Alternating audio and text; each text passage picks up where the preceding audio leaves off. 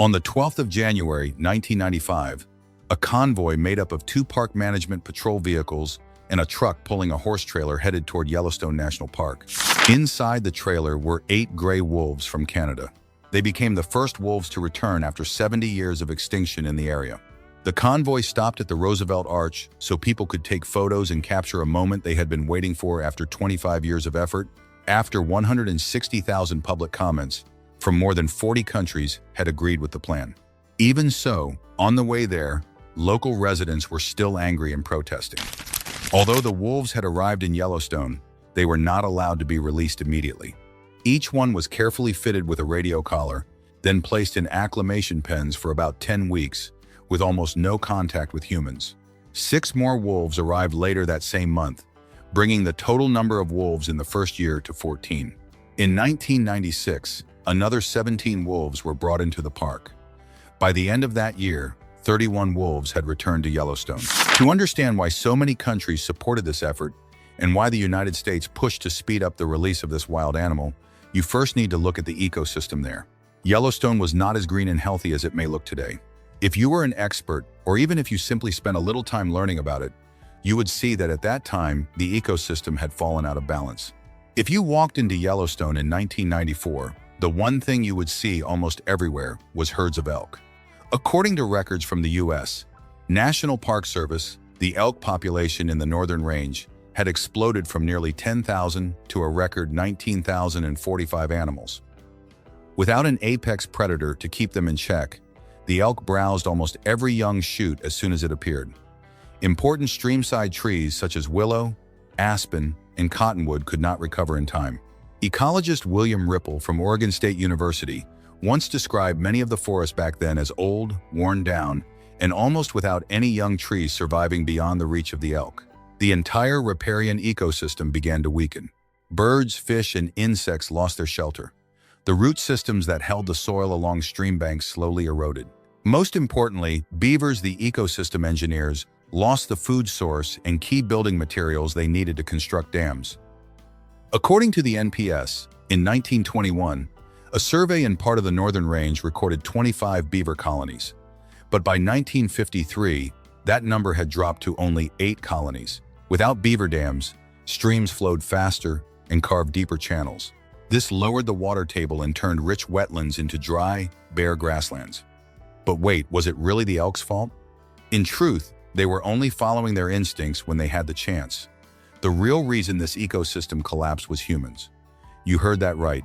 Humans created a complete extermination of a species at the top of the food chain. From the late 19th century to the early 20th century, as settlers poured into the American West, cattle and sheep ranches expanded rapidly. Like the stories we have talked about before, they killed every wild animal they saw as dangerous. Wolves were shot, trapped, and hunted relentlessly. Hunters from that time recalled that people hunted wolves so brutally that they even poured poison into the dens of wolf pups. Even in Yellowstone, a place established in 1872 to protect nature and wildlife, the way people managed nature at that time was extremely short-sighted. They only wanted to protect gentle, watchable animals that could serve tourism, such as deer, elk, and bison, while predators like gray wolves were treated as enemies. From 1914 to 1926 alone, at least 136 wolves were shot and killed. By 1926, the last wolf pack in Yellowstone had been wiped out. By the middle of the 20th century, the howl of the gray wolf had disappeared from the lower 48 states of America. And this was also when an opportunistic species like elk reached record numbers. It took Americans half a century of living with the consequences of a damaged natural world before they finally woke up. In 1973, the Endangered Species Act was passed, placing the gray wolf on the list of species in urgent need of protection. Of course, if gray wolves were brought back, they would still play their role as the animal at the top of the food chain. But humans were not going to let that happen, at least not at that time. From the 1960s to the 1970s, modern ecology began to help more people understand that top predators do not only kill prey, they also create fear, forcing prey animals to move and preventing one plant-eating species from dominating the entire landscape. The idea of bringing wolves back was officially discussed as early as 1972. In 1978, biologist John Weaver concluded that the wolf's ecological niche was almost empty. The Northern Rocky Mountain Wolf Recovery Plan was approved in 1980, revised in 1987, and then, in 1991, the U.S. Congress provided funding to prepare an environmental impact statement. But from idea to reality, it became a long battle. Conservation groups such as Defenders of Wildlife had to campaign for many years through the proposal stage, public comment periods, and draft regulations. The government held meetings in 27 communities across Wyoming, Montana, and Idaho, as well as in 7 cities outside the region, including Seattle, Anchorage, Salt Lake City, and Albuquerque. More than 160,000 comments were submitted by individuals, organizations, government agencies, and even people from about 40 countries. But the stronger the support became, the more intense the opposition grew. Ranchers feared losing cattle and sheep. Hunters feared elk herds would decline. Local governments worried that management power would fall into federal hands. So the government had to create a non-essential experimental population mechanism under Section 10. Wolves would be protected so they could recover, but they could still be managed flexibly if they caused damage. It was a fragile compromise. But a new problem appeared. After more than 70 years of extinction in the area, where could they get wolves to bring them back? The answer was north of the U.S. border. Biologists chose Canada, not simply because it was nearby, but because those regions had a cold climate, vast forests and mountains, many elk, and healthy, wild wolf packs living in conditions similar to what Yellowstone once had. In 1995, the first wolves were captured in Alberta, near the area east of Jasper National Park. They were not captive wolves. They were truly wild wolves, animals that already knew how to hunt, live in packs, and survive brutal winters. After being captured, each wolf was checked for health, sedated, weighed, measured, fitted with a radio collar, and then placed into narrow, specialized crates. Just imagine that scene. Predators that once ruled the mountains and forests of North America were now lying still inside steel containers, being transported by airplane and truck back to a land where their ancestors had once been wiped out. As you saw at the beginning, in 1995, the first 8 wolves passed through the Roosevelt Arch as a crowd watched. 1 week later, 6 more arrived, bringing the total number of wolves in the first year to 14. But they were still not released right away. If the gates were opened immediately, the wolves could panic, travel too far, or even try to find their way back north. So Yellowstone used a soft release method. The wolves were kept in acclimation pens for about 10 weeks so they could get used to the smell, climate, prey, and territory of their new home. The first 3 acclimation pens were located at Crystal Creek, Rose Creek, and Soda Butte. Each pen covered about 1 acre and had tall fencing, dig-proof mesh, and an electric fence on the outside to keep bears or bison from breaking in. Staff limited human contact as much as possible, entering only when necessary and feeding the wolves carcasses of elk, deer, moose, or bison. Yes, they kept the wolves enclosed, but they did not let them lose their wild instincts. By March 1995, a moment that had taken nearly a century to happen finally arrived. The Crystal Creek Pack, made up of 6 wolves, was released on March 21. The Rose Creek Pack, made up of 3 wolves, was released on March 22. The Soda Butte Pack, made up of 5 wolves, was released on March 27. But the wolves did not rush out like in a movie. Some stayed where they were, sniffing, watching, and hesitating for days before truly stepping into Yellowstone. In 1996, another 17 wolves from British Columbia were brought into the park. By the end of that year, 31 Canadian wolves had been reintroduced.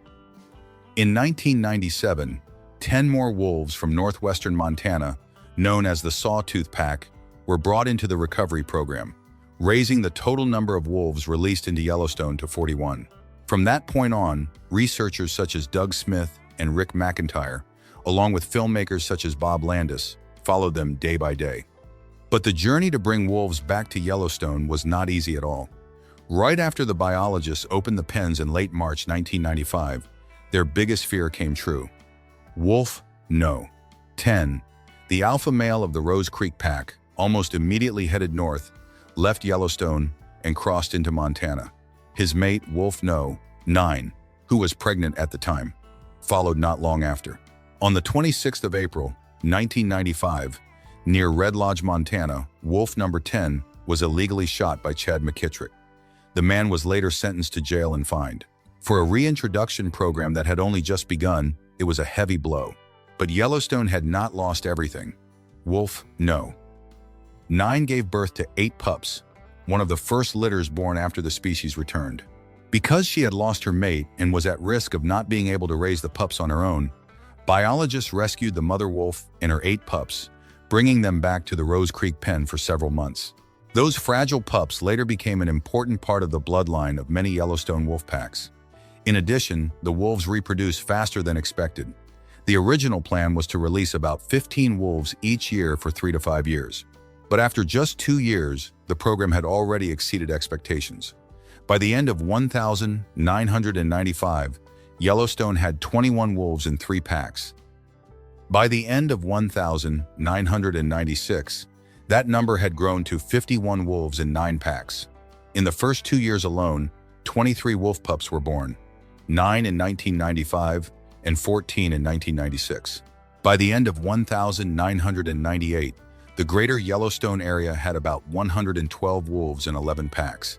The return of gray wolves drew attention from media around the world. As the first litters were born, people watched the wolf packs even more closely, and that is how they discovered that some of those packs would become legendary. The most famous was the Druid Peak pack in the Lamar Valley, where the landscape is wide open, elk are abundant, and the setting creates a natural stage where visitors can stand at a distance and observe through binoculars. If Yellowstone needed one symbol to prove that wolves had truly returned, Druid Peak was that symbol. At the center of the pack were Wolf No. 21 and Wolf No. 42. No. 21 was born from the first generation of wolves after the reintroduction, then grew into a strong, calm alpha male, famous for rarely killing defeated wolves that had already surrendered. Beside him was No. 42, a female who had once been lower in status within the pack, but after intense internal conflicts, she became the alpha female. What observers remembered most was not only the strength of No. 42, but also the way she cared for the pack. She did not just raise her own pups, she also helped raise the pups of other females. That spring, 3 females in the Druid Peak pack gave birth to a total of 21 pups, and by the end of the year, 20 of them had survived an almost extraordinary number in the harsh realities of wildlife. Under the leadership of number 21 and number 7, 42, the Druid Peak pack grew remarkably large. The NPS recorded that in 2001, the pack reached 37 wolves, making it the largest wolf pack ever recorded in Yellowstone. But Yellowstone was not only about Druid Peak. There was also Wolf No. 302, the opposite of number 21, famous for his wandering nature, his many mates, and his unpredictability. And deep in Pelican Valley was the Molly's pack, a special group of descendants still connected to the earliest phase of reintroduction. They lived far from the roads, rarely appeared before humans, and sometimes had to hunt even old, weakened bison during the harsh winter. Photographer Ronan Donovan spent a great deal of time documenting that hidden life with camera traps, because if the wind changed direction, the wolves could detect humans from very far away. Of course, gray wolves did not just reproduce. As their numbers grew, their ecological impact became more and more visible. In winter, when deep snow covers the ground and food becomes scarce, elk become the wolves' main prey. According to the U.S. National Park Service, about 90% of the winter prey of Yellowstone wolves is elk. That created real pressure on the elk herds, especially on weak, old, sick animals, young calves, or those that were not strong enough to keep up with the herd. But the bigger impact was in behavior. In the past, elk could spend long periods along stream banks and in narrow valleys, places where young willow, aspen, and cottonwood trees grew. After wolves returned, those areas became more dangerous. Elk had to lift their heads more often, move more often, and could no longer calmly browse young trees for hours the way they once did. And this was not just theory. The real numbers changed very clearly. The northern Yellowstone elk herd reached a record 19,045 animals in 1994. When wolves were reintroduced in 1995, the winter elk herd was around 17,000. By 2003, that number had dropped below 10,000. In early 2013, only 3,915 elk remained the lowest level since the park's elk reduction program ended in the 1960s. After that, the herd partially recovered, rising to 6,673 animals in 2022 and about 5,597 in the March 2024 count. In other words, wolves did not wipe out elk. They pulled elk back into a more reasonable position within the ecosystem.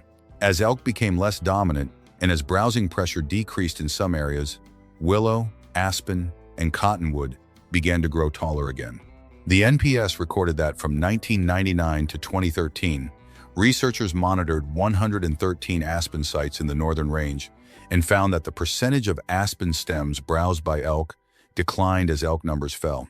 A 2025 study also reported that among 87 aspen stands surveyed, 43% had new young trees with diameters of 5 to 10 centimeters, marking the first recorded recruitment of canopy-level aspen in northern Yellowstone since the 1940s. The density of saplings taller than 2 meters increased more than 152 times from 1998 to 2021. However, this recovery was not even everywhere. Some places recovered strongly, some only sparsely, and some still showed almost no change. Then a supporting character, but an extremely important one, returned to the story: the beaver. When willow grew back, beavers had food and building material for dams. When beavers built dams, streams flowed more slowly, small ponds appeared, streamside soil held more moisture, and birds, fish, insects, and amphibians gained more places to live. The NPS recorded that a park-wide survey in 1996 found 49 beaver colonies. By 2007, that number had increased to 127 colonies, and in 2024, it was estimated at 121 colonies. This was not just about one species coming back. It was a sign that the habitat was beginning to support many other species again. Wolves also affected species that were not part of the simple wolf-elk tree chain. They competed with coyotes, changing the order among smaller predators. And every elk carcass left behind by wolves became food for ravens, eagles, magpies, coyotes, bears, insects, and countless other living things. Even though the ecosystem was beginning to change, you know that wolves are still wolves, a real predator, not a gentle symbol from a conservation book. They hunt elk, but when they step outside the park boundaries, they can also attack sheep, young calves, or livestock belonging to ranchers around the area. From the very beginning, that fear already existed. When the reintroduction program began, the greater Yellowstone area had about 412,000 head of livestock. A report from the first 2 years in 2000 recorded lower than expected losses, only about 10 to 12 sheep and no cattle killed by wolves. But yes, every single animal represented property, hard work, money, and the uneasy feeling of having a large predator appear near a ranch. Inside Yellowstone, wolves are protected, but wolves do not understand maps. They do not know where the park boundary is, where private land begins, or where hunting is allowed or not allowed.